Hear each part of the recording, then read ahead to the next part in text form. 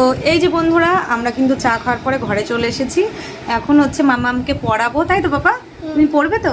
হ্যাঁ। আর তোমার পাপা কি এনে দিয়েছে বন্ধুদেরকে একটু দেখাও। হ্যাঁ। কি এনে দিয়েছে? অরেঞ্জ রং এনে দিয়েছে। যাই হোক, আমি এই রং দিয়ে কিন্তু এখন ওকে ব্যস্ত রাখার চেষ্টা করি, মানে দিনের বেশিরভাগ টাইমই হচ্ছে এই রং দিয়ে বসিয়ে রাখি যাতে রং করে। রং করতে পারে না মোটামুটি। যাই হোক, খাতা দিয়ে আর এই যে এইগুলো এনে দিয়েছে ওর বাবা, এই খাতা ছবি আঁকার, মানে এইরকমই একটু ছবি টবি আঁকে আর কি। এই বইগুলো এনে দিয়েছে ড্রয়িং।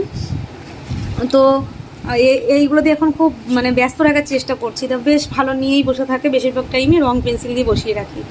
আর না হলে সারা দিন যা উৎপাত করে, ওই হয় টিভি, নাহলে বলবে মা আমি ফোন দেখবো। তার থেকে ভালো তুই বাবা রং কর।